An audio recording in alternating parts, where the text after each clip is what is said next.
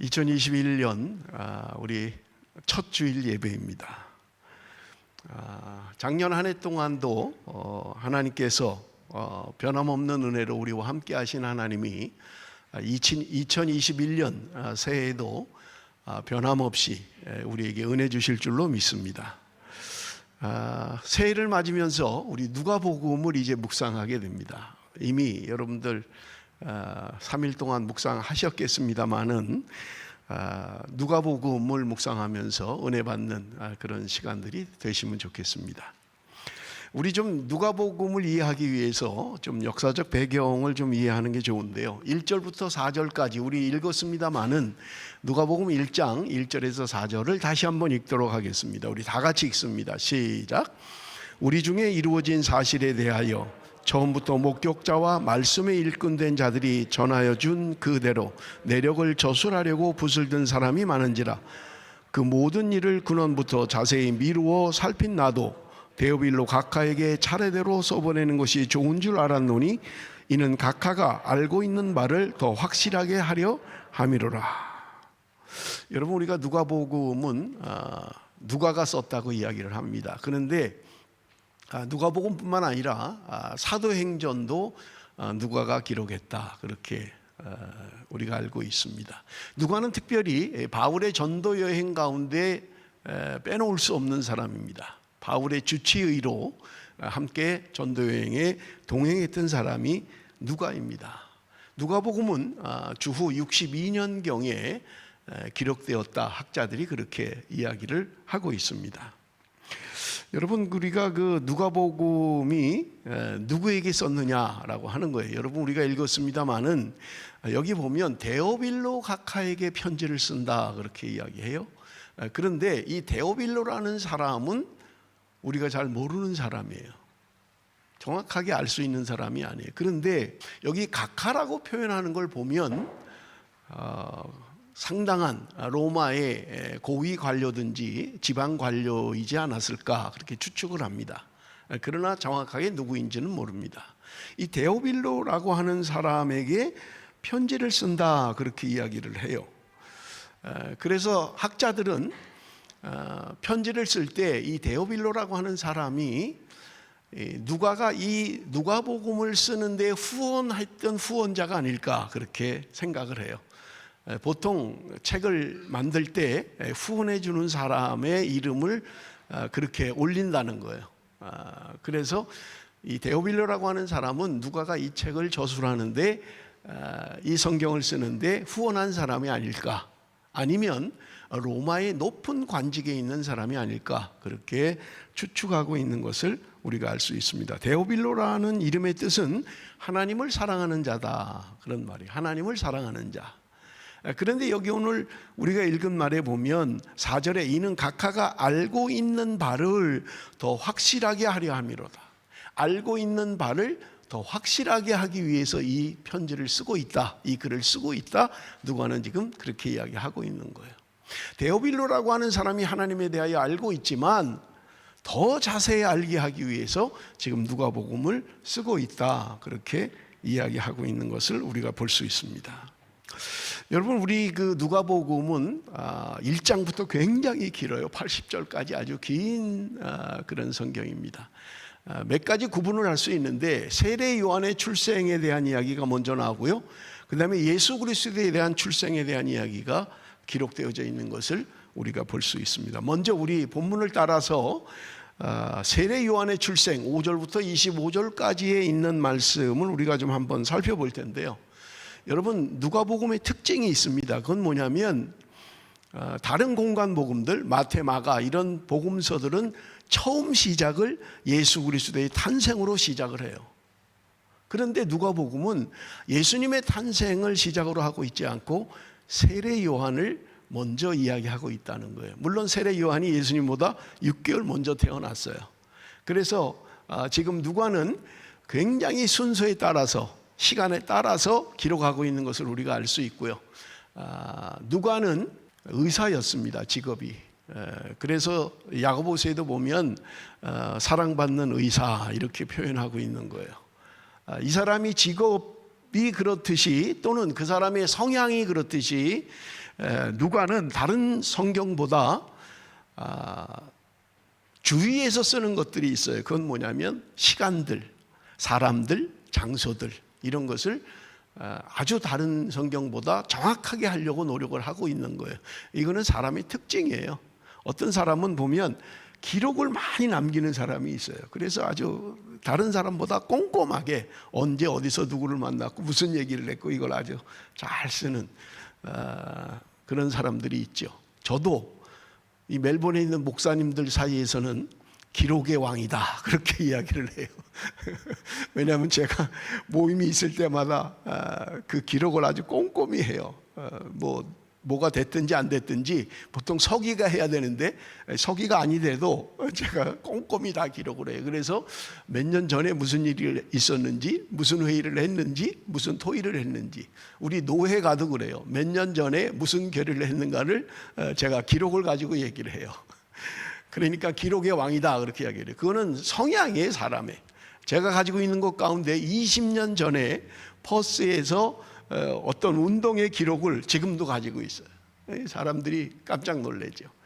그리고 물어봐요, 저한테 많이. 왜냐하면 기록을 철저히 하기 때문에 그렇게 합니다. 아마 누가도 그랬던 것 같아요. 아주 기록에, 그래서 언제 누가 어디서 무엇을 했는가에 대한 것을 정확하게 기록하는 것이 누가복음이다. 여러분 그렇게 이해를 하시면 될 것 같아요. 자, 우리 세례 요한의 출생에 대해서 먼저 볼 텐데 누가복음 1장 5절 제가 읽겠습니다. 유대왕 헤롯 때에 아비야 반열에 제사장 한 사람이 있었으니 이름은 사가랴요 그의 아내는 아론의 자손이니 이름은 엘리사벳이다. 여러분 여기 오늘 본문에 말하면 헤롯 왕 때에 아비야 반열에 제사장 한 사람이 있었다. 그게 사가랴였다. 그렇게 이야기를 해요. 여러분 예수님 당시의 제사장의 숫자는 대략 한 2만 명 정도가 존재했습니다. 제사장의 숫자가 한 2만 명 정도 됐다는 거예요. 그런데 여기 오늘 본문에 보면 아비야 반열에 이렇게 돼 있어요. 아비야 반열에. 여러분 이 제사장들은 반열의 숫자를 나눈 것이 다윗 때부터 그렇게 했죠. 그래서 제사장을 24반열로 나눴어요. 그러니까 24반열로 나눠서 누구 반열 24명의 제사장의 우두머리가 있고 그 밑에 제사장들이 있었던 거예요. 이게 당시 이제 예수님 당시에 제사장들의 규칙입니다. 24반열이 있는데 이 24반열이라는 것은 1년에 2번씩 돌아가는 거예요. 이 반열을 따라서 2번씩 돌아가는데 한 번 차례가 오면 일주일 동안 봉사를 해야만 합니다. 성전 봉사를 해야 되는 거예요. 그러니까 24반열이 2번 돌아가는 거죠. 그런데 2만 명 정도 되었으니까 제가 나눠보니까 한 반열에 833명 정도가 되는 거예요. 한 반열에 833명. 굉장히 많죠. 그러면 보세요. 그 사람들이 다 뭘 하느냐 하는 거예요. 여러분 성전 바깥에 허드렛 일은 레위인들이 다 해요. 레위 지파가 다 하니까 그거는. 그런데 성전 안의 봉사는 제사장만 할 수 있는 거예요. 그런데 833명이 일주일 동안 성전 안에서 봉사를 하는 거예요. 그러니까 이게 사람이 너무 많은 거예요. 그러니까 성전 안에서 봉사하는 것도 제비를 뽑아서 정했던 거예요. 그러니까 함부로 못 하는 거예요. 분향단에 그거 분향하는 거, 촛대에 기름을 채우는 거, 떡상을 가는 거 이런 것도 함부로 못 하는 거예요. 왜냐하면 너무 많으니까. 그런데 그때에 이 아비야 반열에 있던 사가랴가 당첨이 된 거예요. 그래서 성전 안에 들어가서 분향을 하게 됐다. 그것을 성경이 이야기하고 있는 것을 우리가 볼 수 있습니다. 여기 오늘 본문에 보면 아비야 반열에 이렇게 되어 있습니다만은 사실은 사가랴가 아비야의 후손이냐라고 하는 것은 장담할 수 없어요. 왜냐하면 여러분 바벨론 포로로 끌려갈 때 24반열의 제사장들이 다 끌려간 거예요. 그리고 70년 만에 돌아올 때는 4반열의 제사장 계열밖에는 돌아오지 못했어요. 그러니까 24반열이 끌려갔다가 4반열만 돌아온 거예요. 그런데 성전 봉사는 원래대로 해야 되니까 이 4반열을 다시 24로 나눴던 거예요. 그리고 이름은 그대로 사용하면서 24반열로 했던 거예요. 그러니까 사가랴가 아비야의 후손이냐라고 하는 것은 그렇지 않을 수도 있다라고 하는 것을 참조적으로 여러분에게 말씀을 드립니다. 자, 그러면 사가랴, 이제 제사장인 이 사가랴 그러니까 우리가 쉽게 알 수 있는 건 뭐냐면 사가랴라고 하는 사람이 대단한 사람 아니라는 거예요. 833명 아비야의 반열 가운데 한 명이었다라고 하는 거지 뭐 특별한 사람은 아니었다는 것입니다. 그런데 사가랴라는 이름이 성경에는 30명 정도가 등장을 합니다. 굉장히 많죠. 그러니까 굉장히 흔한 이름이죠. 사가랴라고 하는 이름이요. 그런데 사가랴라는 이름의 뜻은 하나님께서 기억하신다, 그런 이름을 가지고 있는, 그런 의미를 가지고 있는 거예요. 하나님이 기억하신다, 그 사가랴의 이름의 뜻이다라고 하는 거고요. 자, 사가랴의 아내가 누구라고 지금 이야기했어요? 엘리사벳이라 그랬죠. 엘리사벳은 아론 제사장, 아론의 후예다. 성경은 그렇게 이야기해요. 그러니까 사가랴나 엘리사벳이나 전부 다 제사장 가문에서 태어난 후손들이다, 그렇게 여러분 이해를 하시면 되고요. 엘리사벳이란 이름의 뜻은 하나님은 나의 맹세이시다, 하나님은 나의 분깃이시다, 그런 의미를 가지고 있는 것이 엘리사벳이라는 이름의 뜻입니다. 자, 그러면 이 사가랴와 엘리사벳, 제사장의 후손들인 이 현직 제사장과 제사장의 부인인 이 엘리사벳의 당시의 상태가 어땠는가를 우리가 좀 살펴볼 텐데 6절 말씀 우리 한번 좀 같이 읽어봅니다. 6절 말씀 다 같이 시작.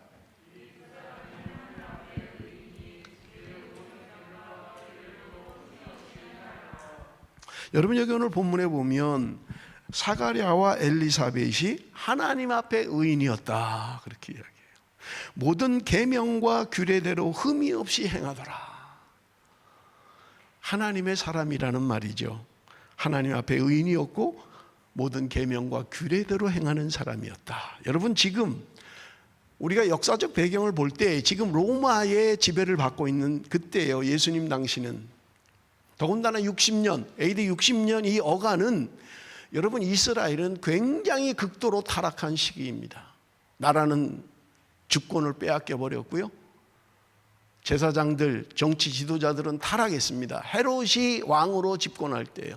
물론 이때는 뭐 헤롯 아들들이 통치할 때입니다만은, 여러분, 헤롯이라고 하는 사람은 다윗의 후손이 아니에요. 에돔 자손 가운데 왕이 된 거예요. 그러니까 정통성이 없는 거죠. 다윗의 후손이 왕이 돼야 되는데 헤롯은 그런 다윗의 혈통을 받은 그런 왕이 아니었다는 말입니다. 그러니까 여러분, 그 당시에 이스라엘이라고 하는 것은 얼마나 피폐하고 종교적으로 정치적으로 타락한 시대인가를 우리는 알 수 있는 것입니다. 그런데 사가랴 선지자 2만 명 가운데 한 명이에요. 그렇게 대단한 거 아닌 것 같은 그 사람이 하나님 앞에 의인이었다. 성경은 그렇게 말씀하고 있는 거예요. 더군다나 하나님의 말씀대로 규례와 계명을 따라서, 말씀을 따라서 그렇게 살았던 사람이라고 성경은 우리에게 말씀해 주고 있는 것입니다. 하나님 앞에 사는 참된 의인. 여러분, 사람 앞에는 의인이 있을 수 있어요. 사람에게 보이기 위하여 의인이 될 수도 있습니다. 그러나 하나님 앞에라는 말은 하나님은 눈에 보이시지 않아요. 그런데 그 하나님 앞에 의인으로 살았다는 거예요. 사람 앞에 사람이 보고 사람이 칭찬이 있고 사람의 박수가 있고 그래서 하는 게 아니라 눈에 보이지 않는 하나님 앞에 그는 의인으로 살았던 사람이다. 성경은 그렇게 말씀하고 있는 것입니다. 우리 7절 우리 말씀 한번 좀 같이 읽어보겠습니다. 7절 말씀 다 같이 시작.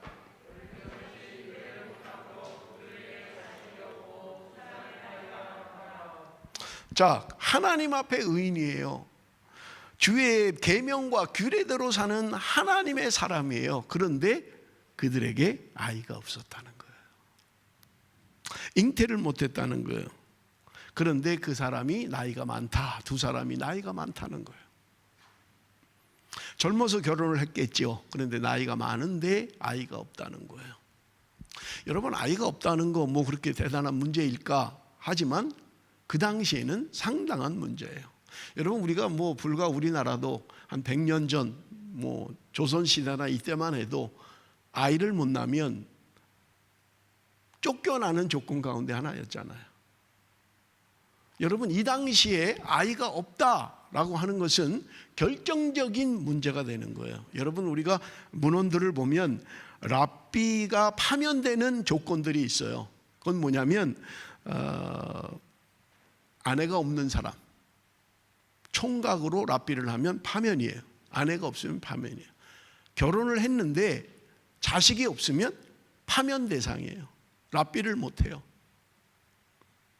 그러니까 당시 사람들이 자녀가 없는 것이 굉장한 부끄러움으로 생각했던 거예요. 왜냐하면 그 당시의 생각은 자식이 없는 것은 하나님의 심판이다, 하나님의 저주다, 이렇게 생각을 했던 거예요. 그러니까 자녀가 없는 것은 그 사람들에게는 굉장히 부끄러운 거예요. 사가랴와 엘리사벳이 하나님 앞에 의인이었고 말씀대로 사는 하나님의 사람이었음에도 불구하고 사람들 눈에는 결격 사유가 있는 사람들인 거예요. 아, 저 사람들 뭔가 하나님 앞에 범죄한 사람이겠지, 하나님이 그래서 저주로 아이를 주지 않는 거야, 이런 생각들을 가지고 있었다는 말입니다. 여러분, 그런데 이 사가랴가 성전 봉사의 때가 돼서 이제 성전 안에 들어가서 봉사를 하게 된 거예요. 그런데 이때 놀라운 일이 일어나게 됩니다. 성전에서 봉사하는 동안 그는 천사의 예언을 듣게 됩니다. 여러분, 성경이 오늘 우리에게 그것을 말씀하고 있는 거예요. 13절 우리 한번 같이 읽어봅니다. 13절 다 같이 시작. 그에게 이르시되 사가랴여 무서워하지 말라. 너의 간구함이 들린지라. 내 아내 엘리사벳이 내게 아들을 낳아주리니 그 이름을 요한이라 하라. 자, 천사가 사가랴에게 나타나서 이야기합니다. 무서워 말라. 너의 간구함이 들린지라. 내 아내 엘리사벳이 내게 아들을 낳아주리니 그 이름을 요한이라 하라. 여러분, 천사가 나타나서 지금 도저히 아이를 가질 수 없는 나이인데 나이가 많아서 아이를 낳게 된다는 거예요. 그리고 기도했다는 거예요, 계속. 그러니까 이런 천사의 예언을 들으면 할렐루야, 감사합니다 하나님, 이래야 되잖아요. 그런데 좀 반응이 이상해요. 여러분, 그 요한이라는 이름의 헬라식 발음은 우리와 같은 요한이 아니에요. 이오안네스, 이게 헬라식 이름이고요. 히브리식 이름으로는 요하난이라는 이름을 가지고 있어요. 여러분, 존이라는 이름이 굉장히 많죠. 아마 호주에도 뭐 가장 많은 이름 가운데 하나가 존일 거예요. 존, 아니면 피터, 뭐 이런 폴, 이런 이름을 많이 갖고 있죠. 그런데 스페인 말로는 요한이 후안입니다. 후안.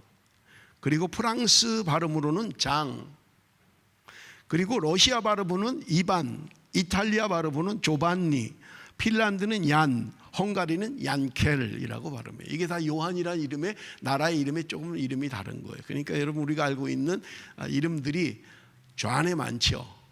좌안이라는 이런 요한이라는 이름의 뜻을 가지고 있는 그런 이름들이 많은 것을 우리가 볼 수 있습니다.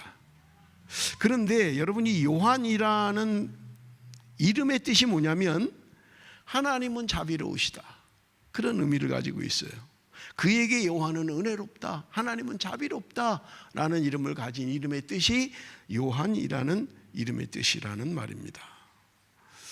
자, 그런데 여러분, 우리가 좀 한번 살펴볼 것은 이 요한이 어떤 사람인가를 천사가 이야기를 해요. 17절 우리 한번 같이 읽어봅니다. 17절 다 같이 읽겠습니다. 시작.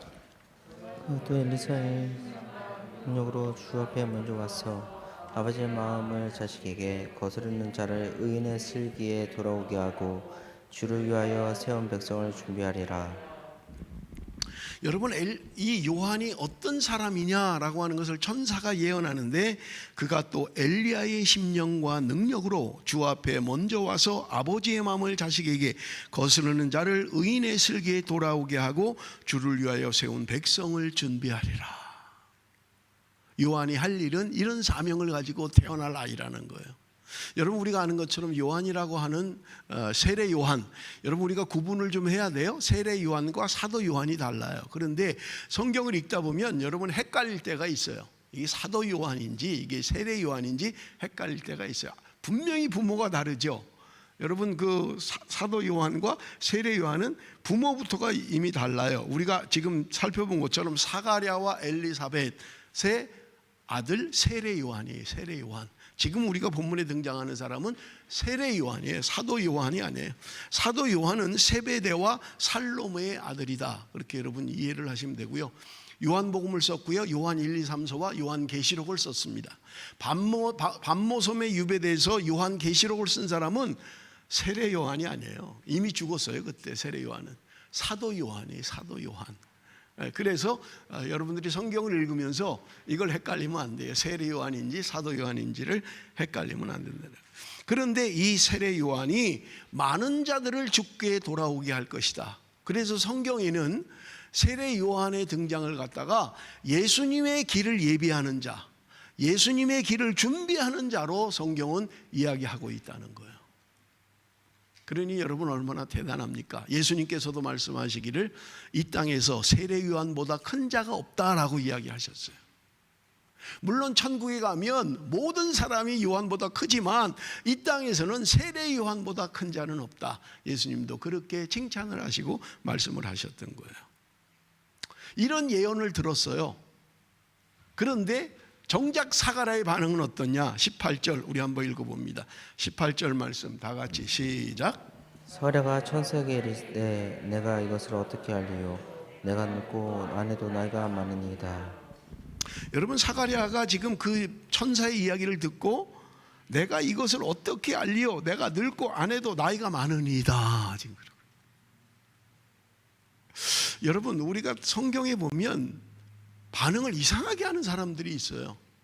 아브라함도 그랬잖아요.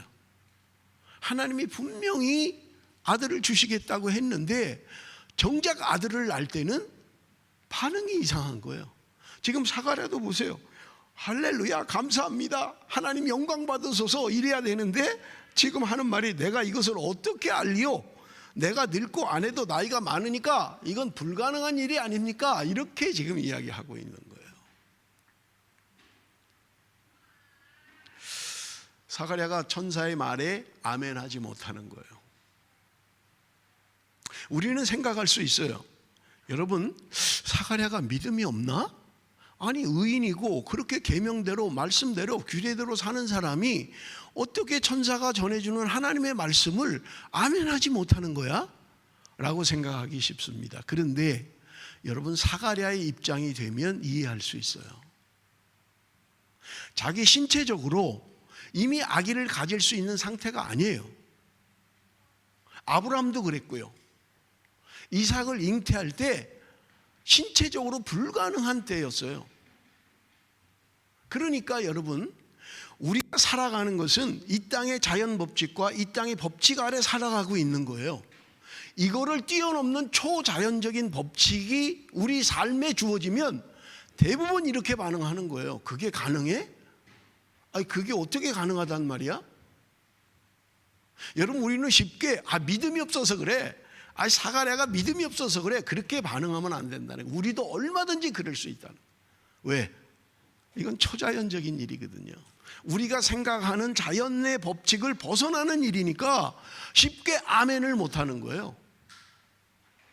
근데 여러분 한번 우리가 자신을 생각해 보세요. 난 안 그럴 거야. 나는 절대로 그런 일이 없지. 그렇지 않아요.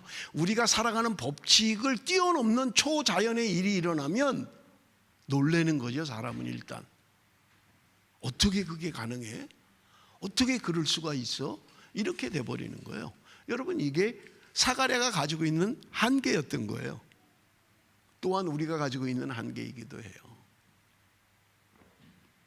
그래서 여러분 우리가 이제 뒤에 말씀은 뭐 없기 때문에 천사가 이야기를 하지요. 증거로 엘리사벳도 뭐 이제 마리아에게 한 이야기이긴 합니다만은 그렇게 임신하지 않았느냐. 그러면서 벙어리를 되게 만들어 버리는 거예요. 말을 못하는 거예요. 사가랴가. 요한이 태어나고 할례 받으러 가서 이름을 이야기할 때 비로소 입이 열리는 거예요. 그런데 여러분 기억하셔야 될 것은 천사가 말해준 이 아들이 태어나면 요한이라고 하라라고 하는 이 이름은 사실은 전혀 관계없는 이름이에요. 여러분 그 당시에 유대인들은 아들이 태어나면 보통 자기 가문의 이름이나 아버지의 이름을 함께 쓰는 거예요. 여러분 그래서 우리가 신약 성경에도 바요나 시몬 이렇게 하잖아요. 베드로를 바요나 시몬이라고 하는 것은 바요나 요나의 아들 시몬이라는 말이에요. 그러니까 보통 아버지 이름을 많이 넣어요. 그렇지 않으면 시대적인 사건을 근거로 해서 이름을 넣어요.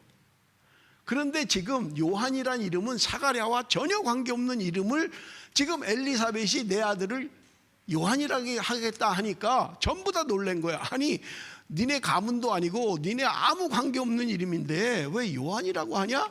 그런데 그때까지도 사가랴는 입이 열려지지 않은 거예요. 성전에 봉사하고 나와서 벙어리가 돼버린 거예요. 사람들은 뭔가 저거 하나님의 뭔가를 봤나 보다 그렇게 생각했는지 모르지만 천사가 말을 못하게 만들어버린 거예요. 그런데 할례를 받으러 태어나고 나서 할례를 받으러 갈 때 이름을 등록해야 되는데 이름을 뭘로 할 거냐 하니까 엘리사벳이 요한이라고 하니까 사람들이 아니 그거 니네 이름이 아니잖아. 아버지한테 한번 물어보자. 아버지는 뭐라고 하는지. 그러니까 말을 못하니까 서판을 갖다 달라갖고 이름을 쓰는데 요한이라고 이름을 썼던 거예요. 그때 비로소 사가랴는 입이 열리고 말을 하게 되고 찬양을 하고 하나님께 영광을 돌리는 것을 오늘 누가복음 1장에 기록하고 있는 것을 우리가 볼 수 있는 것입니다.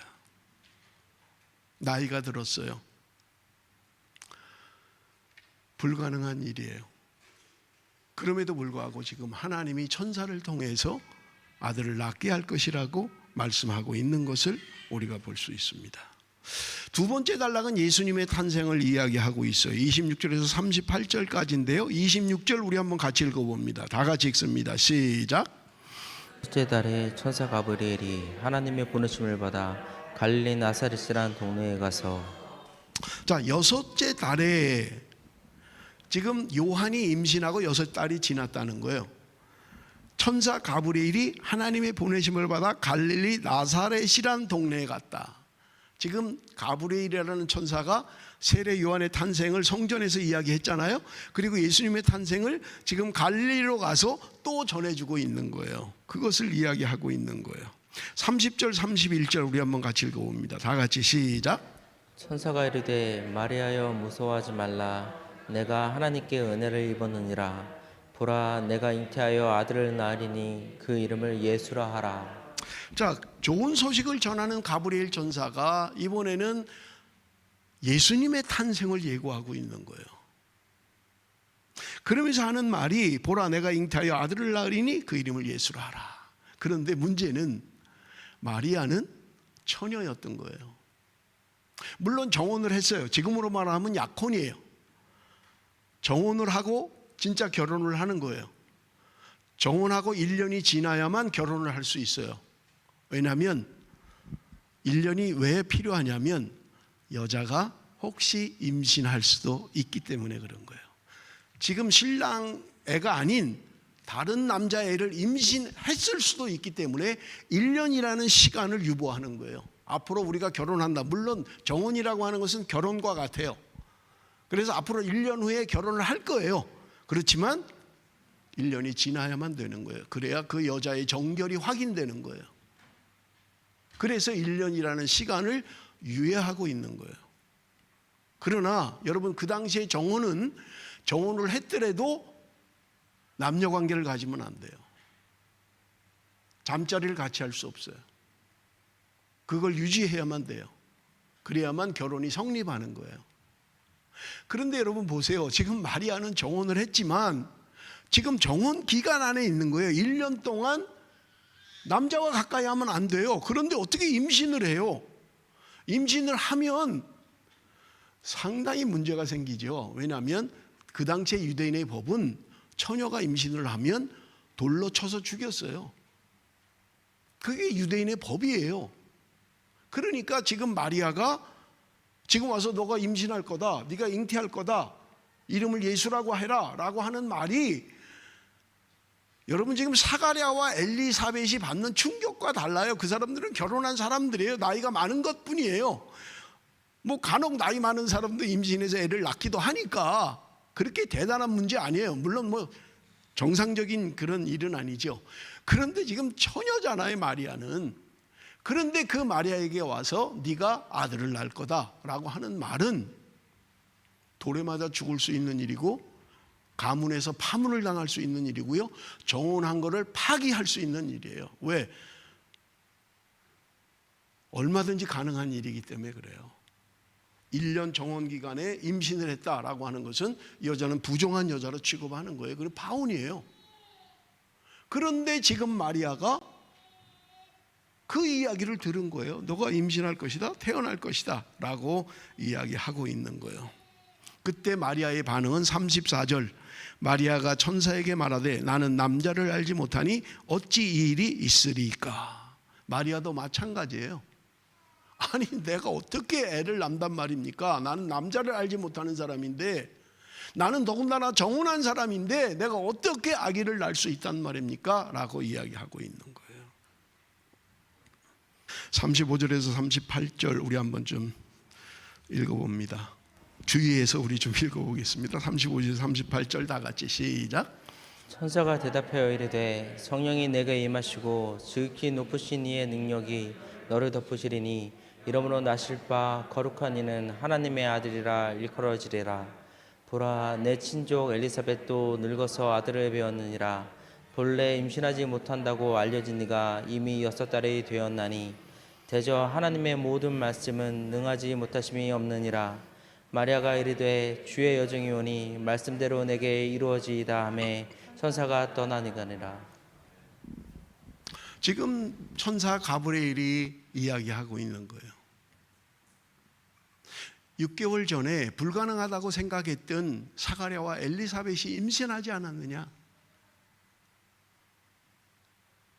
하나님께서 하나님의 아들 예수 그리스도, 그분이 너를 통해서 임신하게 될 것이다 라고 이야기하고 있는 거예요. 그러면서 천사가 하는 말이 뭐냐면 37절에 대저 하나님의 모든 말씀은 능하지 못하심이 없느니라. 하나님의 말씀은 능하심이 없다는 거예요. 능치 못할 게 없다는 거예요. 우리가 살아가는 자연계 속에, 자연의 법칙 속에 우리는 살아가지만 하나님의 말씀은 자연의 법칙을 뛰어넘는 놀라운 능력의 말씀이라고 이야기하는 거예요.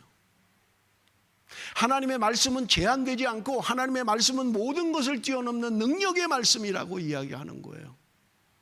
그 말씀 앞에 마리아가 고백하는 거예요.